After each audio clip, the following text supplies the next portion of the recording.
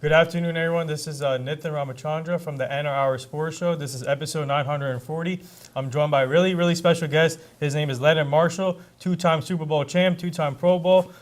He played for LSU. He's a defensive end. He also played for the New York Giants, New York Jets, Washington football team. I'm really looking forward to this interview. Leonard, pleasure to be joined by you. How are you and your family? Hey, Nithin, it's great to see you, man. Yeah, nice to see you. Thank you for having me. Yeah, how are you doing today? I'm doing wonderful, man. I'm a lot better than the last time your father saw me, that's for sure. Yeah.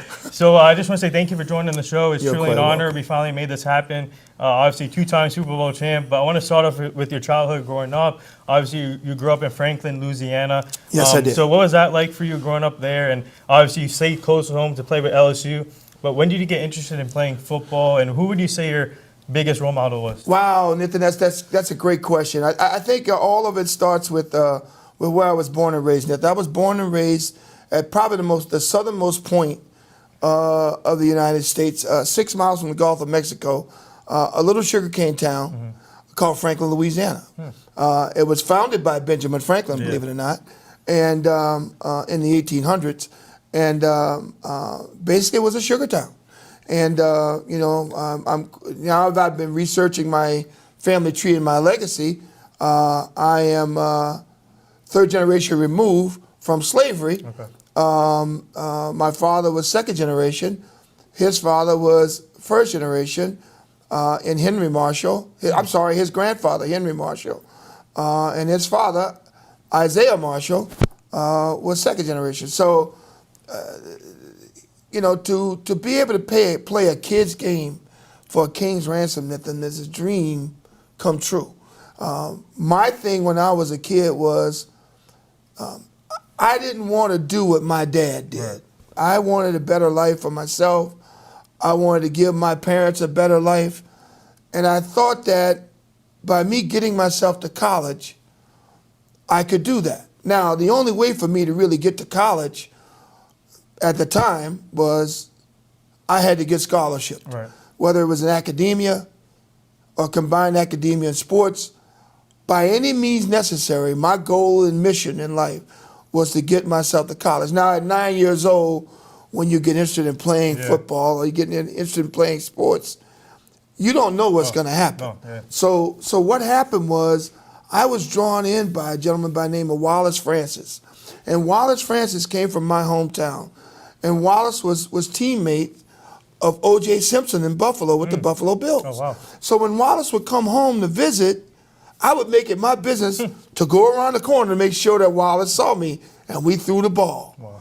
And, I would be tight end, he would be quarterback, and the next thing I know, he would come back again and have football clinics for kids and football camps, and the coaches and the mentors and the men in the neighborhood that wanted to help young kids get on their way in terms of their journey, like William Coit, like Bud White, like Albert Perry, and I'm probably going to miss naming a few, Whitley Beverly. Those guys had a major impact on the adolescent stage of my life, and they were men of color. Right. So it was important to me that every time I played the game at a high level and played the game with the same intensity and integrity as if they were coaching me, whether it was a Caucasian person coaching me, a black person coaching me, a Hispanic person coaching me, whatever. That all didn't matter. Now, remember this, Nithin. I'm at the southernmost point of the country. So racism was rampant when I was coming up. I was a child of segregation. So it wasn't until the 7th or 8th grade that brown kids and white kids and black kids and white kids and different ethnicities could play together. Right. Not even use the same water fountain and use the same restroom. So that kind of made it difficult. But I was able to navigate my way through that and get on in my journey and begin the process. Wow, that's interesting. Great story right there. I want to talk to you about your high school career. Sure. Obviously, coaches now these days love to play players in multiple positions in high school. Yes. For you, before we get to the defensive end, what did you get to learn any other position like offensive, tight end, or wide receiver, or offensive line? Nothing is so crazy. I was a basketball player. Wow. My goal and mission was to become the next Dr. J. Yeah. I mean, I would go out. And, 1 minute I was Dr. J, the next minute I was Earl of Pearl Monroe, the next minute I was Walt Frazier. Every kid emulated a guy. So bitty basketball was my sport as a kid. From 9 to 12 years old, I made the bitty basketball all-star team as a 9-year-old, which was unheard of. I made it as a 10-year-old, I made it as an 11-year-old, and I made it as a 12-year-old. And some of the guys that I played with went on to successful careers in other sports. But basketball was my sport. As a result of playing basketball, one day the coach grabbed me and said, "Hey, Leonard, you foul out a lot, man. You might want to look into playing a different sport." So I picked up football. I chose the toughest position on the field, linebacker, because I like to hit people. So I said, okay, I'm going to run into somebody every play. I got good at it. The next thing you know, here comes all the schools, Oklahoma, Alabama, Texas A&M, Notre Dame, SC, Tulane. All the schools will come and see, who's this linebacker down here on the bayou that likes to hit people? Right. Yours truly. So it worked out. Wow. Yeah, so obviously for me, when it comes to athletes, when I ask this question, support system is really important for athletes. Very important. Obviously, your family comes first, and then the second, I believe, coaches come second. Absolutely. So for you, what's it like to make your family proud throughout your career, and obviously having coaches behind you from day one that believed in you? Nathan, and this is the God's truth, when I was 9 years old, I would sit in front of the television set around about this time. Because Thanksgiving was my thing, and we had the Turkey Bowl. And the Turkey Bowl was all the neighborhood kids, and somebody was going to break an arm, break a leg, get a tooth knocked out or whatever. But it was tackle football, man. And it was tackle football without equipment. So I was sitting, I'd be Jack Lambert one week, I'd be Ed Too Tall Jones one week, I'd be all these different characters. And it was just funny because football kind of stumbled into my life, and I kind of stumbled into the life of football. And I recall days of the Cowboys and the Steelers. And whoever my dad rooted for, I rooted against my dad because I wanted to make it interesting. And it just so happened that my dad was a Cowboy fan, and Tom Landry and all the knowledge underneath the hat and all that. And I'd be like, Chuck Noll, he doesn't get bothered by nothing. The Steel Men, So I was a Steeler fan. So, and I would tell my dad, one day, you're going to watch me do that on TV just like that. And guess what? I'm going to make a lot of money doing it.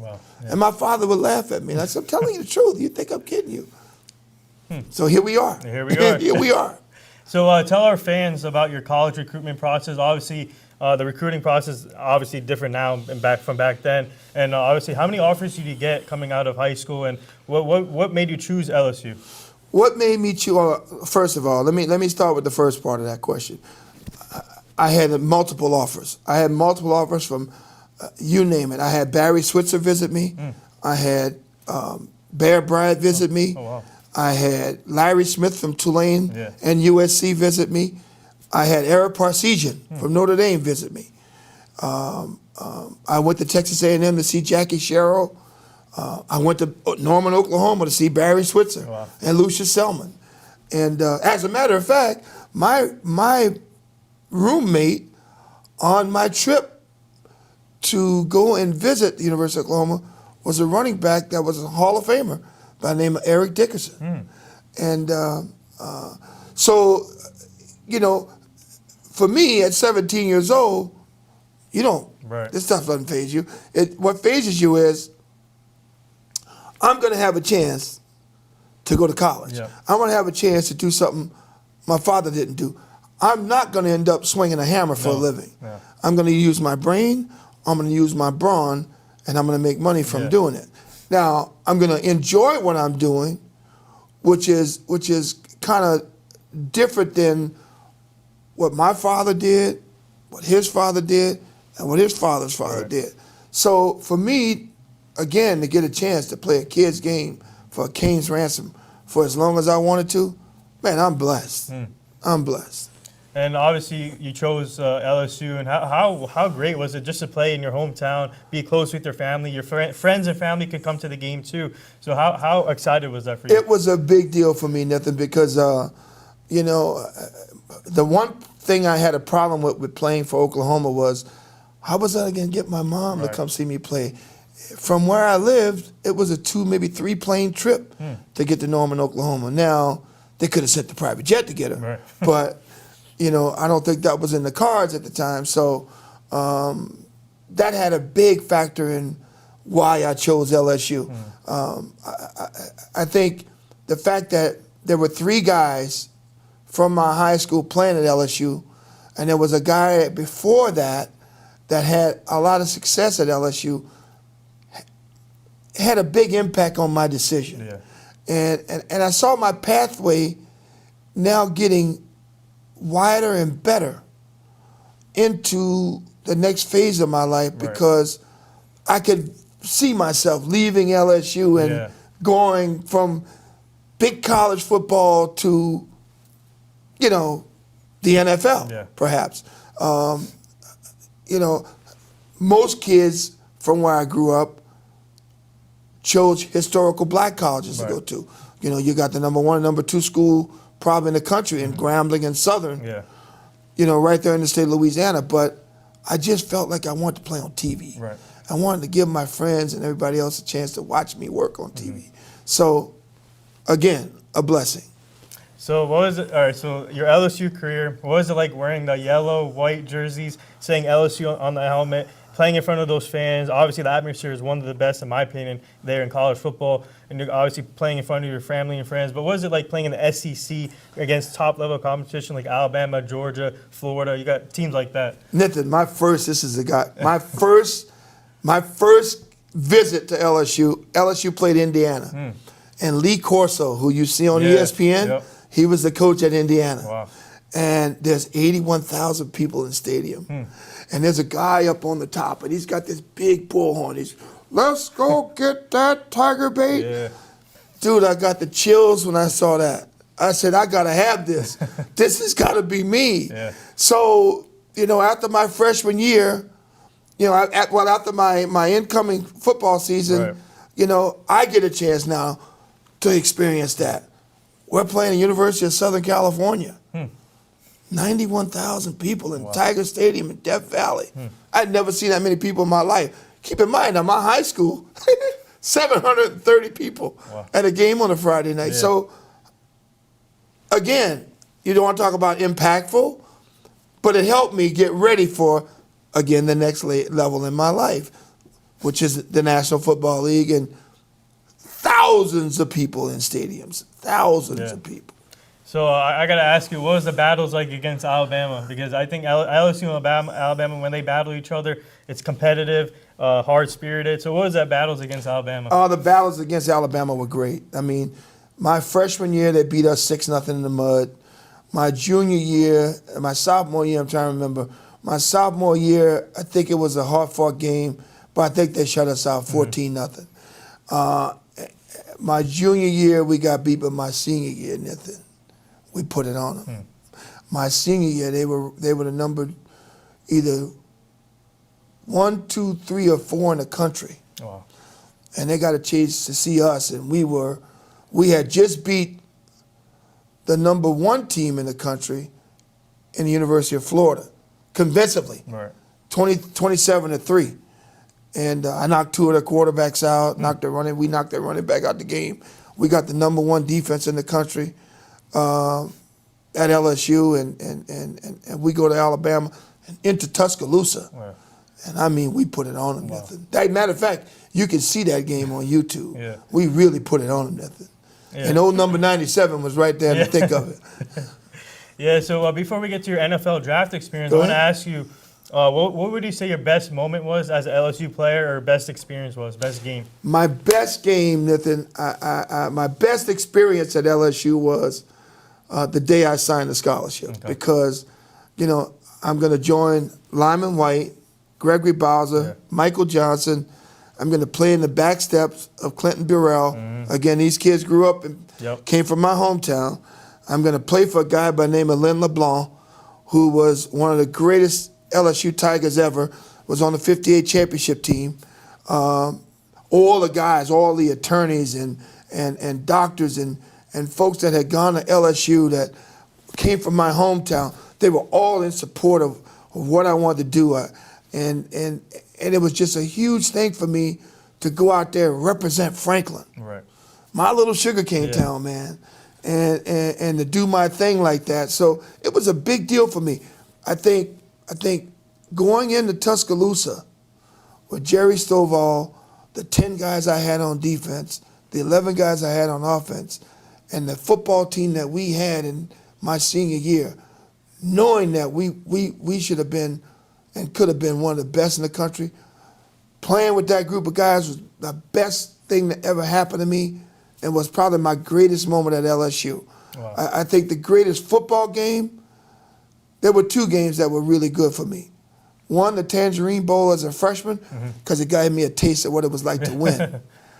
And then at the end, to play Nebraska in the Orange Bowl and to play that team with Mike Rozier and Turner Gill and Roger Craig and Jamie Williams and Toby Williams and all these different guys that Nebraska had on their team. And they had more big name players on their team than we did, but we just had some guys that were hungry. And we had some guys that were greedy and liked to play football. And we took it to them, man. We got beat by a point. We lost 21-20 in the Orange Bowl, but I got to tell you, I was proud of that group of guys. And today I'm still proud of that group of guys. Now, mind you, your friend here was MVP of the team that year, but it was just good to be the guy and the guy that helped lead us the way I did into that football season and into that Orange Bowl game. Actually, speaking of keeping in touch, how often do you keep in touch with your former LSU teammates? I talk to quite a few of them often. We have a thing on Facebook called the LSU 80 Fugitives. So all the fugitives kind of all talk to each other. So now let's get to the fun stuff with the Sure. NFL draft. Obviously, you got Sure. drafted in 1983, round 2, pick 37 by the New York Football Giants, a great football program or organization. And you got to play with Lawrence Taylor, Harry Carson, Pepper Johnson. I can go down the list, a lot of great talent. So for you, just being with your family, waiting for your name to be called, obviously the draft is different from back then, but once you got your name called and you got to play with legendary Bill Parcells, but once you got your name called, how was it feeling like for you? I was so excited, to sit there and wait. I'm in my townhouse, and I'm kind of there with my girlfriend at the time, and I'm saying to myself, baby, if they call us in the first round, great. They don't call us in the first round, okay. So I'm sitting there waiting, pondering. I get calls from 9 different teams. If you're there in the first round, we're gonna take you. Next thing I know, here comes 3 quarterbacks in the draft. Wow. I said, oh my God. So I'm like on pins and needles. The Raiders called me in the first round. The Chiefs called me in the first round. Both went different directions. I was a little bit upset, but I kind of was hoping for New York because they had the juice. They had the nucleus of a defensive-minded football team. I'm a defensive player. I could play nose tackle. I could play defensive end. I could play anywhere along the line of scrimmage. I felt like it could be a decent fit for me. And the fact that they took someone within the system who had already been successful as a position coach, made him a head coach, and he was a defensive-minded coach, I felt like I had a chance to stick and do what I wanted to do. I'm just curious, like, obviously you got picked round 2, but I mean, if obviously the quarterbacks came in, not telling anyone, but for you, you could have still got into the first round. Were you? How surprised were you that you were not picked in the first round? I was very surprised. I was very surprised because, I felt like I was one of the top 3-4 defensive linemen on the board, and there's no doubt that that's exactly how the way it worked out. 3 guys were picked ahead of me: Gabe Rivera to the Steelers, Jim Jeffcoat to the Cowboys, and Mike Pitts to the Falcons. The Raiders that called me, the Chiefs, the Eagles, other teams that called in the first round, but, I guess they were all thinking a little bit differently. The next thing you know, the draft shifts because of the 6 quarterbacks. Now, mind you, the other 3 quarterbacks were Elway, Kelly, and Marino. So it kind of made it difficult to navigate, and that's when running backs are really, people wanted good running backs. I mean, Kurt Warner was in that draft. Eric Dickerson was in that draft. Gary Anderson was in that draft. There were a lot of great players that came out.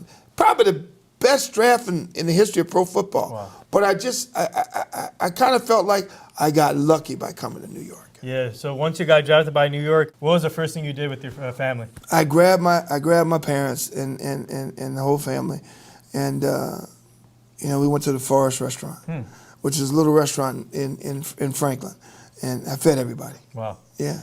Yeah. That was our way of celebrating.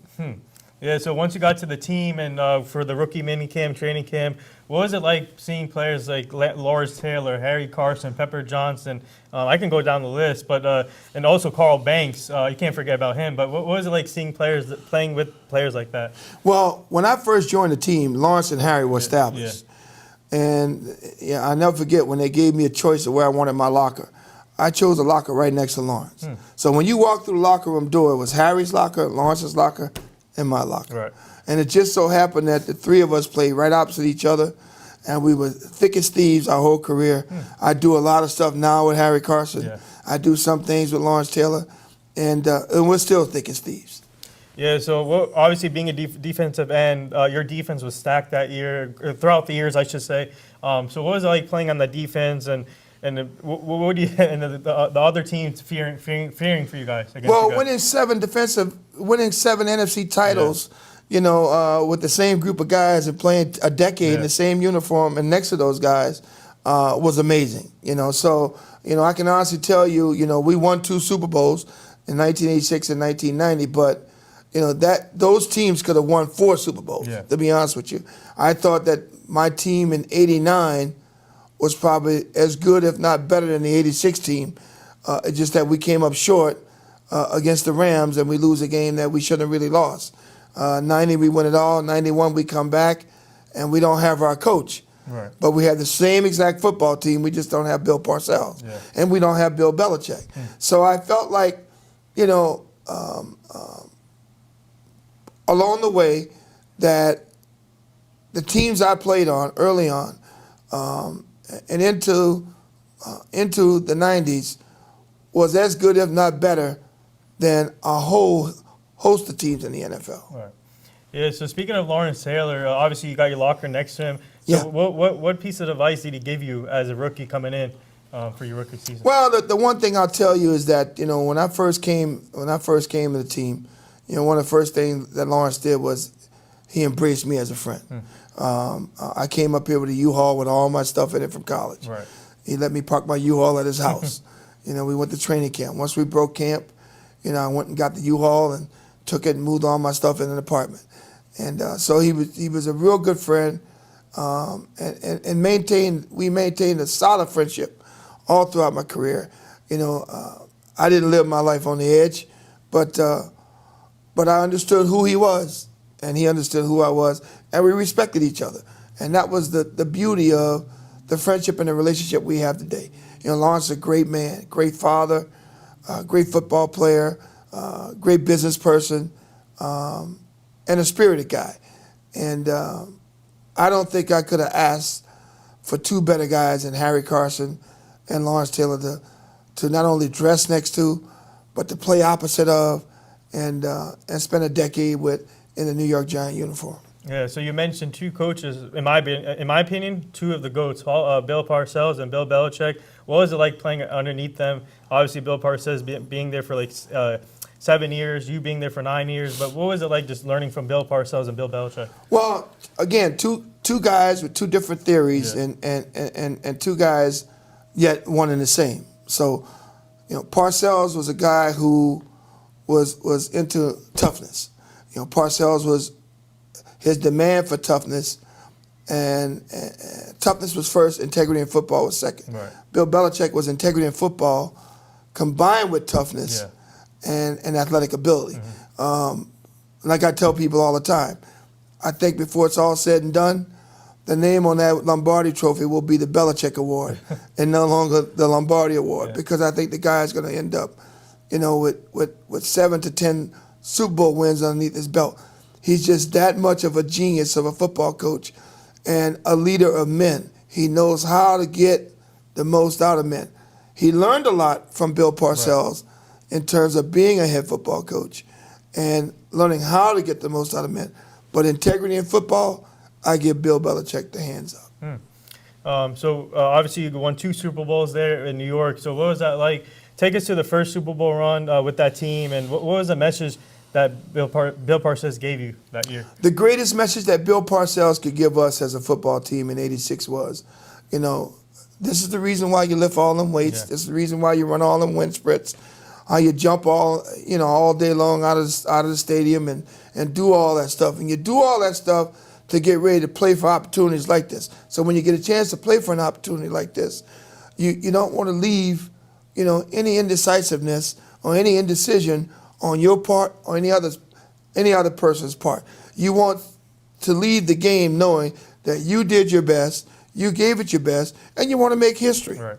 So we were a group of guys who wanted to make history. Yeah. We were a group of guys that wanted to lift New York up, put New York on our shoulders, and be recognized as one of the greatest football teams and one of the greatest athletic groups ever to don the field in New York. Yeah, so obviously after you win that first Super Bowl, what was that like, feeling like winning a championship for New York, for your family, your friends, your teammates, and what did you guys do for celebration-wise afterward? Well, after we win the Super Bowl in Denver, in Pasadena, I didn't get a chance to come back here. Things were crazy in New York. Ed Koch was our mayor. The mayor didn't want to recognize us as the New York Giants. Yeah. He called us the Jersey Giants.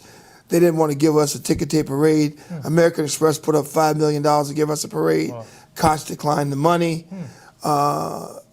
We, in turn, 8 of us ended up not coming back after the Super Bowl win because we were invited to play in the Pro Bowl. Right. So when the team came back, we didn't participate in any of that. Now, we knew that there would be a parade in the stadium, Right. but there was no ticket tape. We kind of wanted that. But the fans gave it to us when we won the NFC Championship game against the Redskins. We were the first team to defeat a division rival 3 times in the same season. And now teams now try their best to do that. Some mimic it, some don't. I think the ones that have done it, the New England Patriots, the Buffalo Bills, maybe the Kansas City Chiefs, maybe the Steelers of old. But we prided ourselves on being that type of team. A lunch pail, hardworking, nose to the grind football team. And that was the difference in the game then and what it is now. Yeah, so how tough is it for you guys when he rejected that thing? You couldn't have a parade, and do you know the reason why he did that? Well, he did it because he. Okay. Took all the phones off. It's this thing right here. Right here, see that? Right here it's coming from. Sorry, guys. All right. Doing good. I did not realize Kosh did that. Yes. He was a big dick, I know that. Yeah, he was a big dickhead. Well, I'll tell you on camera. Yeah. He was a big dickhead. One more phone? I'm doing good. Oh, yeah, you're doing good, too. You're doing good. You just have to ask that question again, I guess. Yeah. Yeah. Yeah, I'm sorry. I apologize. I don't know where they have these. His name is Kosh, right? Taking too long. Who? The one who rejected? Ed Koch. Ed Koch. Koch. Yeah, yeah. He was the mayor. He was the mayor of New York. Okay, 3, 2. So obviously, when you guys won the Super Bowl, and obviously you didn't go to the get to have the parade. How frustrating was it for you when Ed Koch, the mayor of New York, rejected that? And do you know the reason why he rejected it? Yeah, it was very frustrating for us as a football team because we didn't wear the NY on our helmet. We wore the word Giants. Okay. So for him to do what he did, when in fact we won the Super Bowl right behind the Mets winning the World Series. Right. So New York celebrated sports history that year, and two teams that work here, win championships. So the fact that he turned down the money from American Express to give us a parade, it was a mess, and it upset a lot of the players on the team. Now the fans took heed to it because we talked about it in the media. Right. The fans turned around, and after we beat the Redskins 17-0 inside of our stadium, again, the first team to beat a division rival, a conference champion, 3 times in the same season, that was unheard of. And decisively beat the same team 3 times. So they gave us a ticker tape parade. Right. The 81,000, 85,000 fans in Giant Stadium, that's what they decided to do. Now, that's when it was called Giant Stadium. So that was kind of the turning point for us was,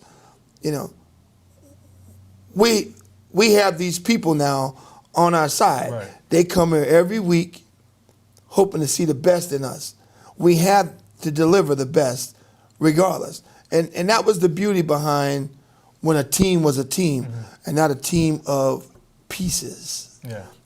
with free agency. Right.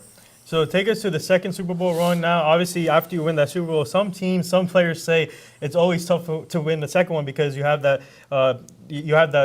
drive to win another one, and there's a saying called hangover. But for you guys, after winning that Super Bowl that year and winning another one, but did you have that? What was the process of after winning a championship? And obviously, you wanted another one. The drive. What was the drive like for you? Well, the drive was very tough because we were trying to figure out how do we keep our nucleus together? How do we keep the unity together? How do we keep the chip on our shoulder? So every summer, it was a challenge to see if I could get bigger, better, faster, stronger, and can I get quicker, faster, and more aggressive. 1990 season, I'm in a contract dispute with the Giants. Right. I want more money. I play like all these great defensive linemen. I want to get paid like them. Yep. The window, my earning ability in football is closing. Yeah. I'm coming up on 28, 29 years old, so I'm like, I want to get paid. I want to make sure my kids can go to school and get the G.I. Joe with the Kung Fu grip and all that other stuff. So I held out of camp, and I missed all 4 preseason weeks. And the last preseason game of the preseason, I go to the game, but I'm in the doghouse. So I don't play. I don't even dress for the game. Wow. I'm in shorts and a polo shirt on the sideline, watch the game just like everybody else. Wow. And the next week I come back to play, and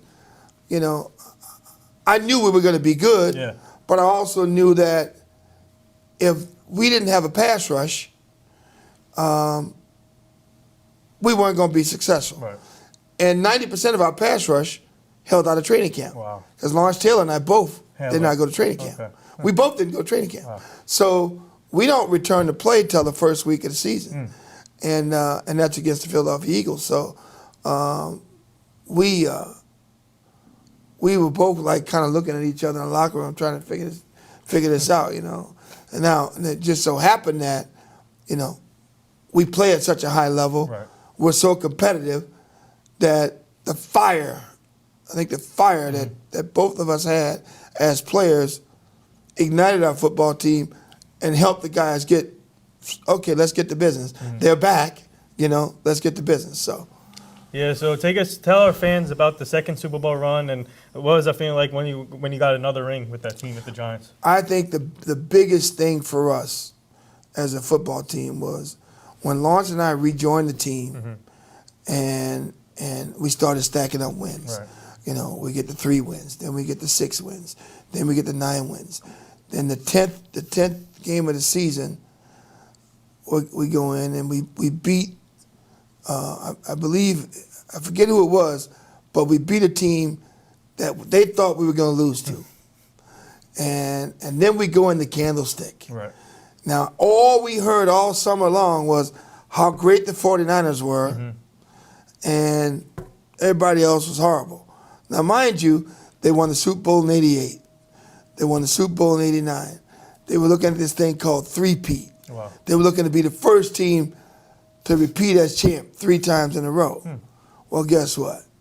And then they discounted that football team just kind of up the turnpike here. So we played them on Monday night, Yep. and they win. Now, they win by the skin of their teeth, but they win. Right.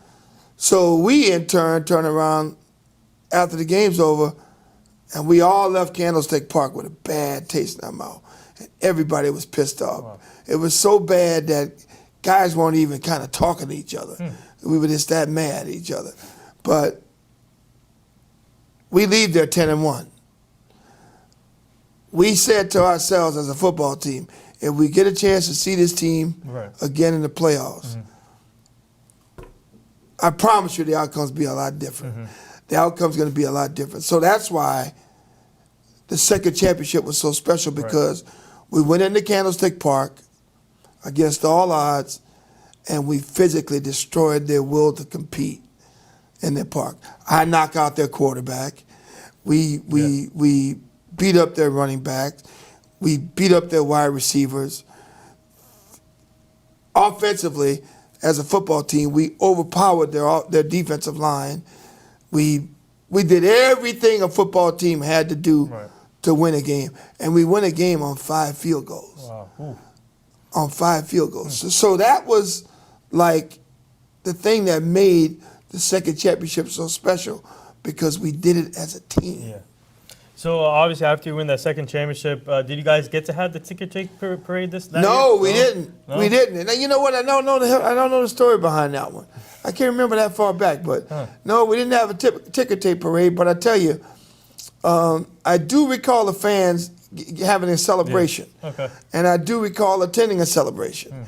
But it wasn't a parade. Oh, wow. It wasn't a parade. And at least the fans did something for you guys for the 2 Super Bowls, and that's what matters. Fans matters in the game, so that it's really important. Oh, yeah. But I want to ask you, before we move on, I want to ask you about what was it like playing in the NFC East, battling with the Cowboys, Washington, Philadelphia Eagles. Obviously, you got to spend time with Washington, but I want to ask you about specifically, what was it playing against the Dallas Cowboys? It was fun, man. It was fun. Listen, my father was a Cowboy, man. I told you. Yeah. He was Tom Landry, all that knowledge underneath the hat and all that stuff. So I had to put up with that all my career. You know, and trust me, they would come to the game. They would drive in from, because Louisiana, from where I lived to Dallas was like an 8-hour trip.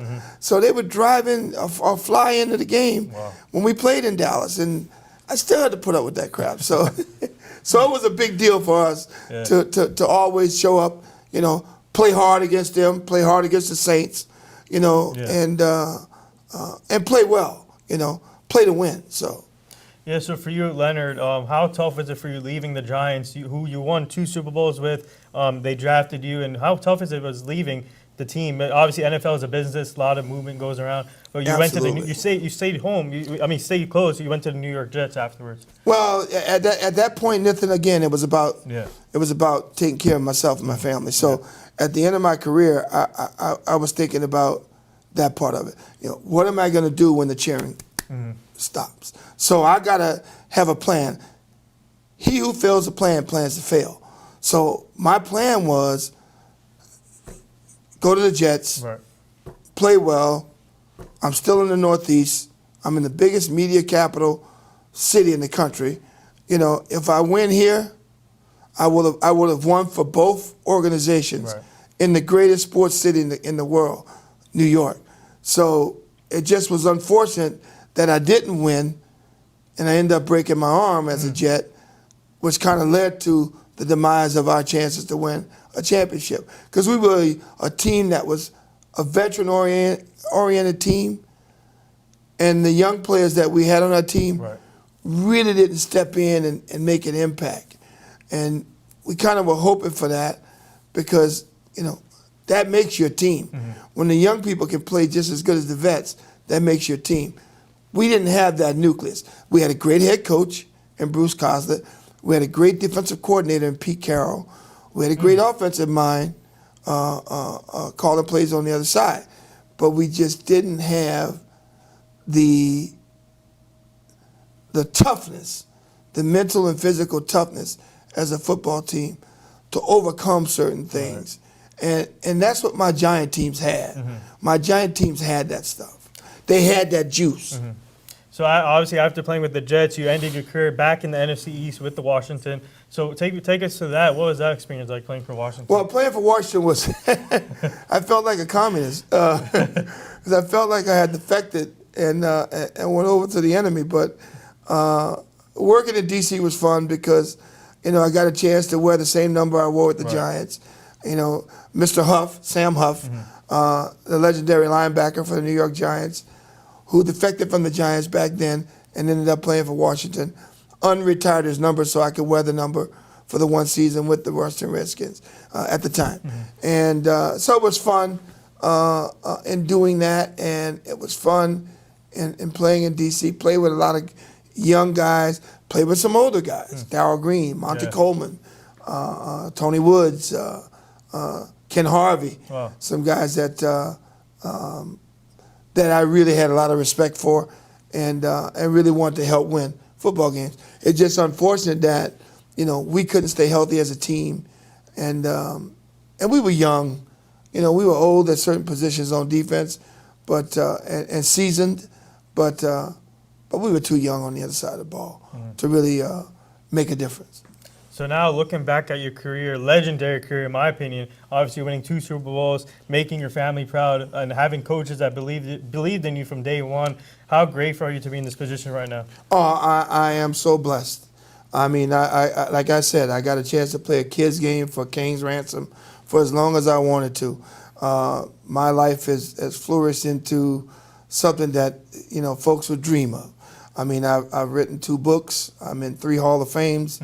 I've been MVP on a football team with probably 2 of the greatest linebackers that play in the game in Lawrence Taylor and Harry Carson. So how do I do that? Hard work, diligent effort, and integrity. I got great teammates. Play with Carl Banks, Pepper Johnson, Gary Reasons, Mark Collins, Perry Williams, Everson Walls, Dave Durrison, Greg Jackson, Myron Guyton, Phil Simms, Mark Bavaro, Brad Benson, Billy. I can sit there and name names of guys. Pepper Johnson. These guys are like, these guys, Jimmy Burt, Eric Howard, John Washington, Eric Dorsey, guys that really, meant something to me, mean something to me, and it's funny because, I'm sitting right now working on a project about the '86 Giants and what that was all about, and how sweet it is that today, every time I look back on it, I think of those guys as family. I love them like brothers. If I needed something, there'd be 10 of them right here, in a heartbeat, and vice versa. So that in itself is kind of how do I say it? It's kind of a pat on the back to Bill Parcells for his leadership, his kindness, his father-like figure that he imposed upon all those guys in the locker room, and the way he kept everybody grounded. He would always say, listen, guys, there's no superstars in this locker room. You guys are all stars as far as I'm concerned. But there's no superstars in this locker room. Now granted, in the darkness, there may have been 1 or 2. But truth come to light, you were all the same. So that was the beauty behind having a Bill Parcells and a guy who understood how do I take these 53 egos and make them think as one, live as one, operate as one, play as one.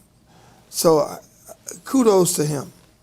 Yeah, so obviously off the field, you're doing great things, helping out the youth, and then going to Giants events, going back there, and obviously. But I want to stay on the field because obviously you had a great career. You're one of the best hard-hitting defensive ends in the NFL, and you're getting disrespected, and you haven't been in the Hall of Fame yet or Ring of Honor. Take us to that process because let the fans know.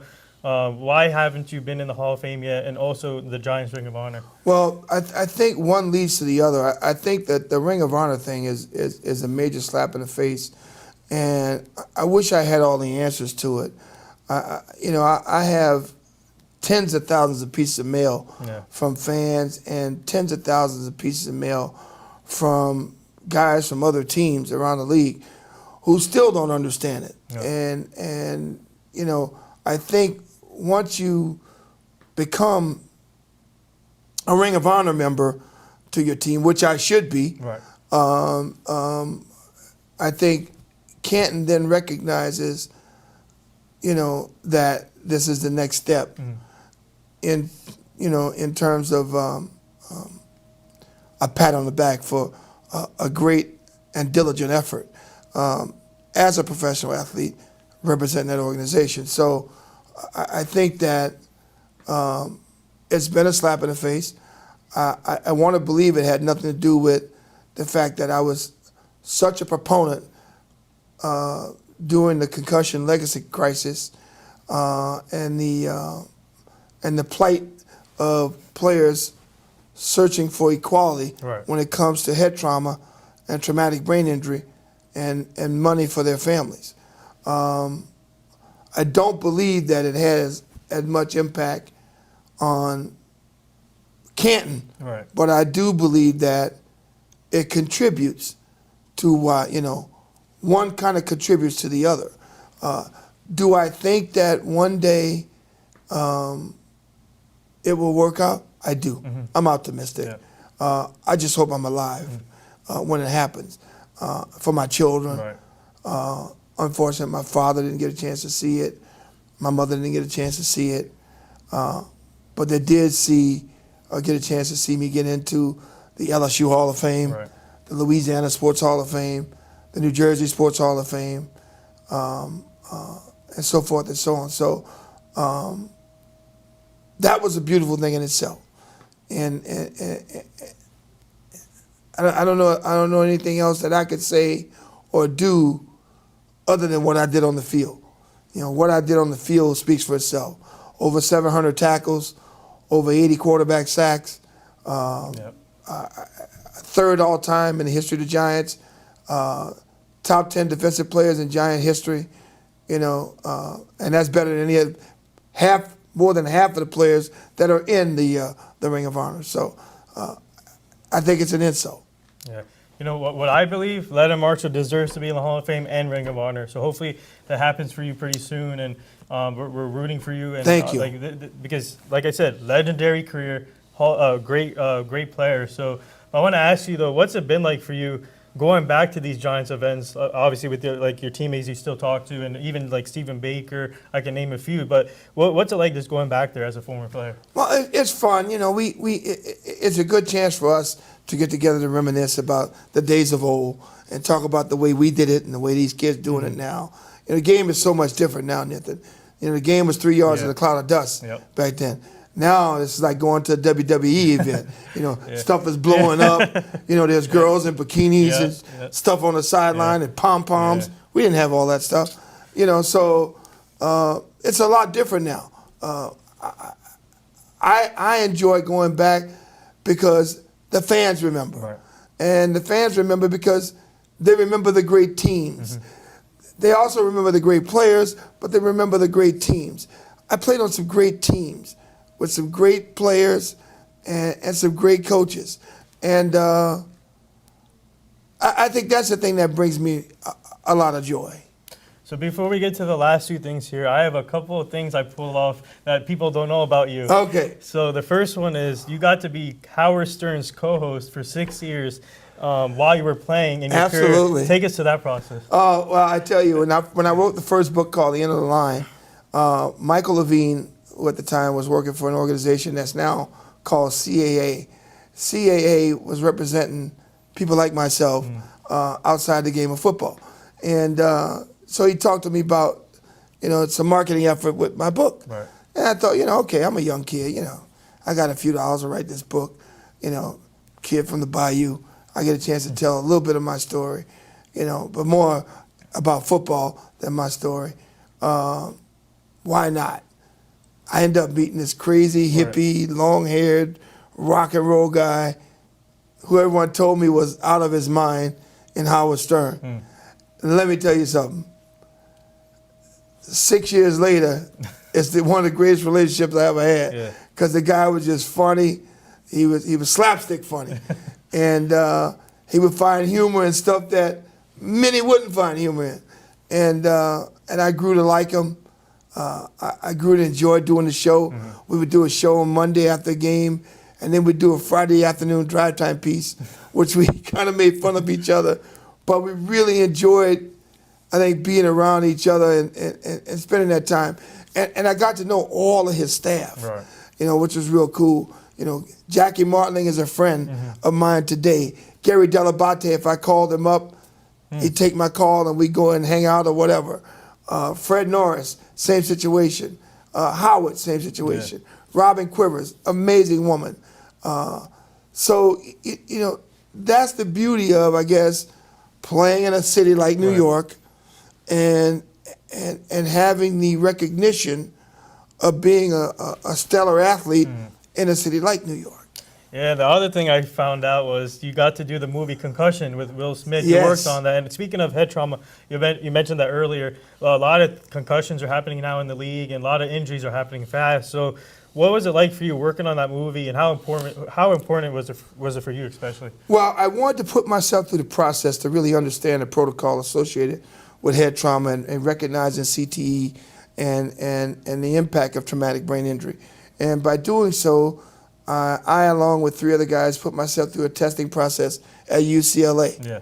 And it was there that I found out that you can establish CTE amongst the living, that I am a living, walking candidate of CTE, and that in hopes one day that there's a cure or something that can help improve the quality of life of those who are living with CTE, is the reason why I did it. Yeah.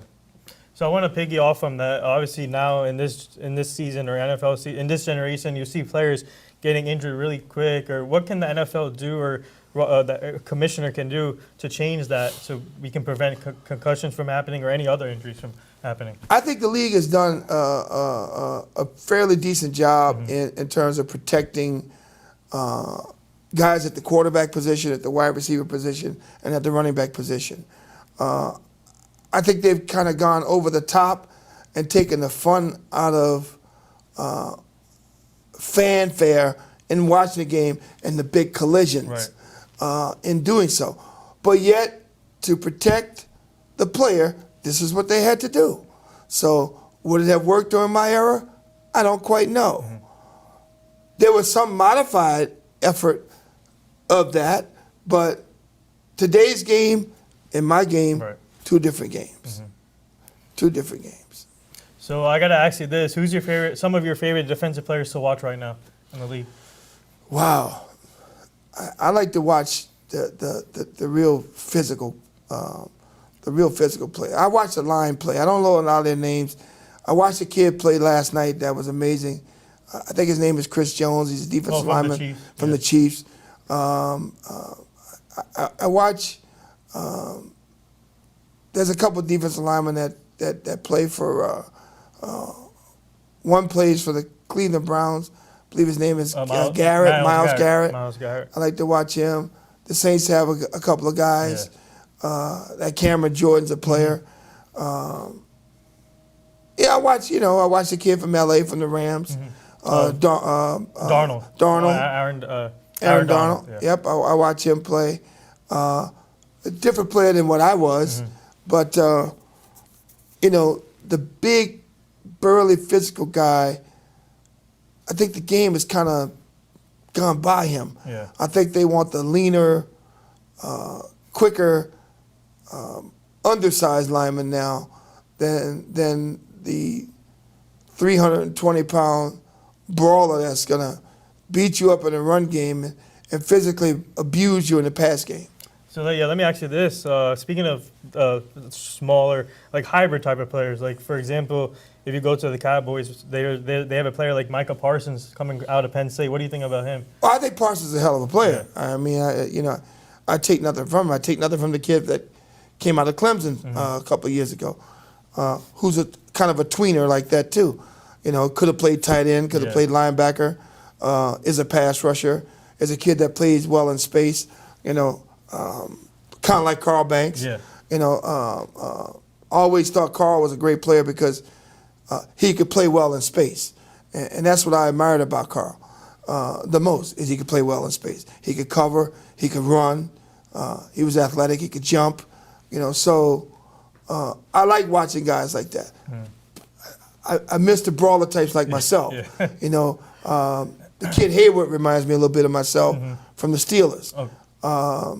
The defensive lineman. Yeah. I believe he wears number 97. Oh, 90. Okay. Yeah. So, I like the brawlers. Yeah.